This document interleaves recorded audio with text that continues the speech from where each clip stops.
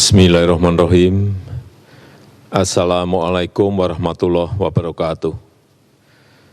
Selamat sore, salam sejahtera bagi kita semuanya. Om Swastiastu, Namo Buddhaya, salam kebajikan. Bapak, Ibu, dan saudara-saudara sebangsa dan setanah air, penyebaran COVID-19 telah benar-benar memperlambat perekonomian dunia, termasuk perekonomian di negara kita Indonesia. 186 negara telah terpapar virus corona. Pemerintah terus bekerja keras untuk mengantisipasi hal ini, untuk mempertahankan daya beli masyarakat, untuk mengurangi risiko PHK, dan mempertahankan produktivitas ekonomi, produktivitas masyarakat di seluruh wilayah tanah air Indonesia. Pada kesempatan ini, saya hanya akan berfokus pada kebijakan bantuan-bantuan yang disediakan oleh pemerintah, langsung kepada masyarakat untuk mempertahankan daya beli masyarakat. Pertama, saya telah perintahkan kepada semua menteri, gubernur, bupati, dan wali kota agar memangkas rencana belanja yang tidak prioritas di APBN maupun di APBD. Anggaran perjalanan dinas, pertemuan-pertemuan yang tidak perlu, dan belanja-belanja lain yang tidak langsung dirasakan oleh masyarakat harus dipangkas.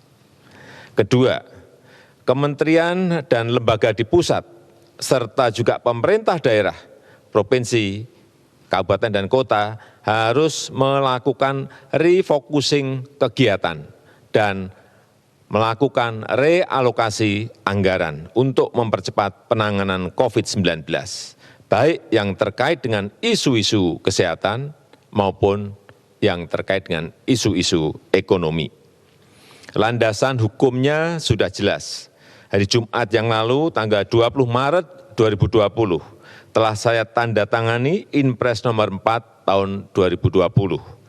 Selain memerintahkan refocusing kegiatan dan relokasi anggaran, Inpres ini juga memerintahkan untuk percepatan pelaksanaan pengadaan barang dan jasa untuk mendukung percepatan penanganan COVID-19. Sekali lagi, bukan hanya untuk penanganan kesehatan masyarakat, tetapi juga untuk penanganan dampak ekonomi masyarakat.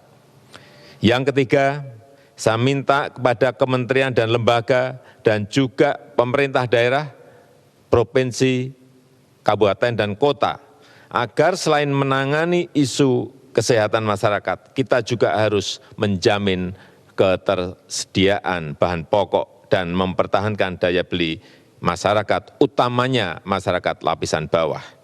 Kita harus membantu para buruh, membantu para pekerja harian, membantu para petani, membantu para nelayan, membantu para pelaku usaha mikro dan kecil, agar daya belinya tetap terjaga, agar terus beraktivitas dan berproduksi.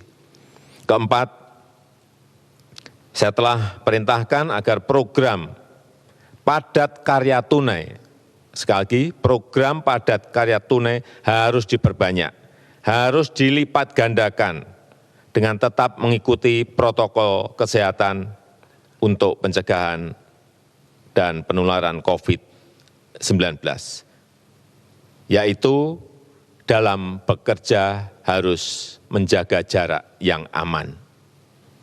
Program padat karya tunai di beberapa kementerian seperti Kementerian PUPR, Kementerian Perhubungan, Kementerian Pertanian, Kementerian KKP harus segera dieksekusi. Dana desa dan program-program pemerintah daerah, provinsi, kabupaten, dan kota juga harus mengutamakan cara-cara padat karya.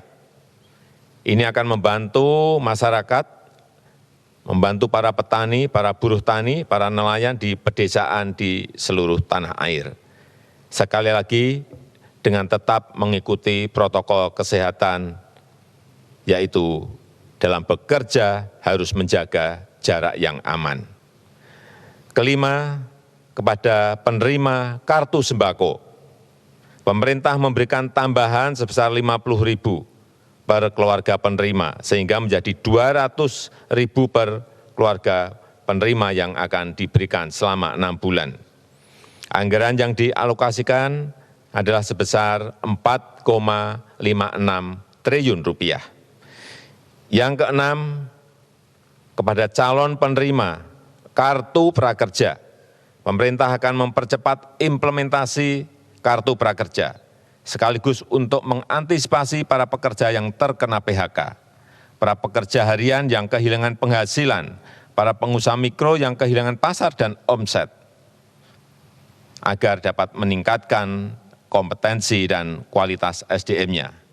Alokasi anggaran yang disediakan di dalam kartu prakerja ini adalah sebesar 10 triliun. Sehingga nanti setiap peserta kartu prakerja akan diberikan honor insentif 1 juta per bulan selama 3 sampai 4 bulan. Yang ketujuh, untuk membantu daya beli pekerja di sektor industri pengolahan, pemerintah akan membayar PPh pasal 21 yang selama ini dibayar sendiri oleh para pekerja, dalam rangka memberikan tambahan penghasilan kepada pekerja di industri pengolahan. Alokasi anggaran yang disediakan sebesar 8,6 triliun rupiah. Kedelapan, kepada para pelaku UMKM, OJK, Otoritas Jasa Keuangan, akan memberikan relaksasi kredit UMKM untuk nilai kredit di bawah 10 miliar untuk tujuan usaha, baik itu kredit yang diberikan oleh perbankan maupun oleh industri keuangan non-bank. Asalkan digunakan untuk usaha, akan diberikan penurunan bunga dan penundaan cicilan sampai 1 tahun. Oleh karena itu, kepada tukang ojek, kepada supir taksi yang sedang kredit kendaraan bermotor dan kredit mobil, nelayan yang sedang kredit perahu tidak perlu khawatir, pembayaran bunga dan angsuran diberikan kelonggaran 1 tahun. Dan pihak perbankan maupun industri keuangan non-bank dilarang mengejar-ngejar angsuran, apalagi menggunakan jasa penagihan atau debt collector. Itu dilarang, dan saya minta kepolisian mencatat hal ini. Kesembilan, kepada masyarakat berpenghasilan rendah yang sedang melakukan kredit kepemilikan rumah bersubsidi, pemerintah juga memberikan 2 stimulus, yaitu pemerintah memberikan subsidi selisih bunga selama 10 tahun. Jika bunga di atas 5%, maka selisih besaran bunganya akan dibayar pemerintah. Pemerintah juga memberikan subsidi bantuan uang muka bagi yang akan mengambil kredit rumah bersubsidi. Anggaran yang disiapkan 1,5 triliun rupiah. Saya mengajak seluruh jajaran pemerintah, baik di pusat maupun di daerah, sampai ke level kelurahan dan desa, untuk selalu tanggap terhadap situasi kesehatan dan kondisi ekonomi masyarakat. Kita harus kerja keras, kita harus bersatu dan bergotong royong menghadapi tantangan ini. Terakhir, saya juga mengapresiasi gerakan masyarakat yang telah turut mensosialisasikan, memasyarakatkan physical distancing atau jaga jarak aman, yang terus mengingatkan kita semuanya untuk berdisiplin. Karena hanya dengan kedisiplinan yang kuat kita dapat mencegah penyebaran COVID-19. Percayalah, kita bangsa besar, kita bangsa petarung, bangsa berjuang. Insya Allah kita bisa, insya Allah kita mampu dalam menghadapi tantangan global yang berat sekarang ini. Terima kasih, saya tutup. Wassalamualaikum warahmatullahi wabarakatuh.